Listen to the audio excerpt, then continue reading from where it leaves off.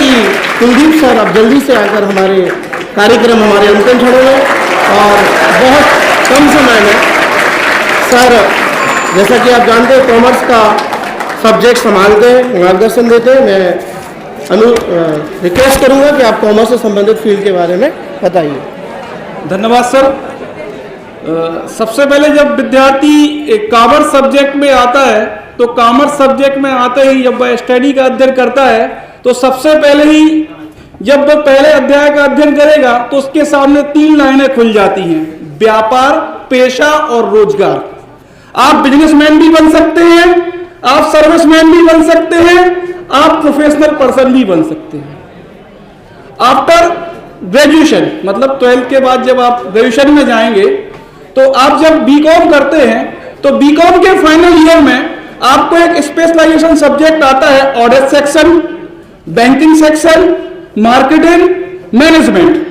आप जिस सेक्शन में भी जाते हैं उससे संबंधित डिग्री आप अपने पास ले लेते हैं और यदि आप चाहें तो उससे ऑडिट सेक्शन में आप ऑडिटर बन सकते हैं, आप लॉ सेक्शन में जाके आप कर सलाहकार भी बन सकते हैं, आप बैंकिंग सेक्टर में भी जा सकते हैं। इवन कॉमर्स का जो छात्र है, पीछे ये बात हो रही है, कॉमर्स का जो छात्र है वह एक बहुत बड़ा पद है और कहने को छोटा है, नियंत्रण एवं महालेखा परीक्षक कैग का ऑडिटर होता है जो संसद का भी ऑडिट करता है। संसद की जो लेखा महापरीक्षक समिति होती है, इनके जो समन्वयक वगैरह होते हैं वो कैग के ऑडिटर भी कॉमर्स से होते हैं। प्लस आप जब आपको scale 2 officer, CA, CS plus law sector में आके लीगल एडवाइजर के रूप में आप डायरेक्ट नौकरी में आ सकते हैं।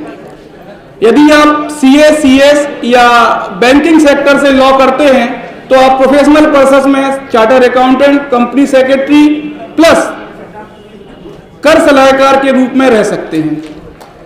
लेकिन यदि आप व्यवसाय में आना चाहें तो थोड़ा सा, यदि आप इकोनॉमिकल रूप से अच्छे हैं तो आप थोड़ा सा धन स्वयं लगाएं, बाकी सरकार आपको बहुत सारी मदद कर रही है।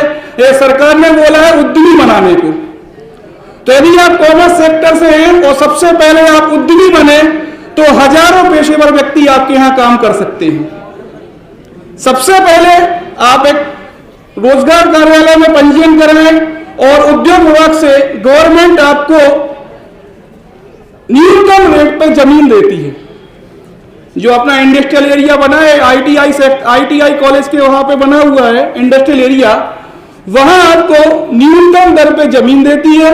कुछ पूंजी आप लगाएं प्लस गवर्नमेंट आपको लोन देती है जैसा भी आप उद्यम खोलना चाहें।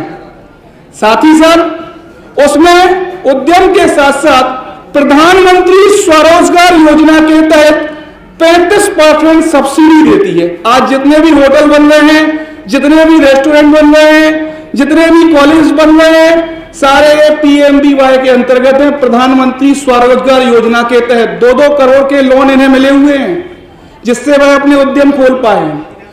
तो आप नौकरी में भी आ सकते हैं, आप प्रोफेशनल भी बन सकते हैं, सीए, सीएस, लॉ में आ सकते हैं, प्लस आप उद्यमी भी बन सकते हैं। जिस सेक्टर में आप चाहें वहां पे आ सकते हैं। धन्यवाद सर।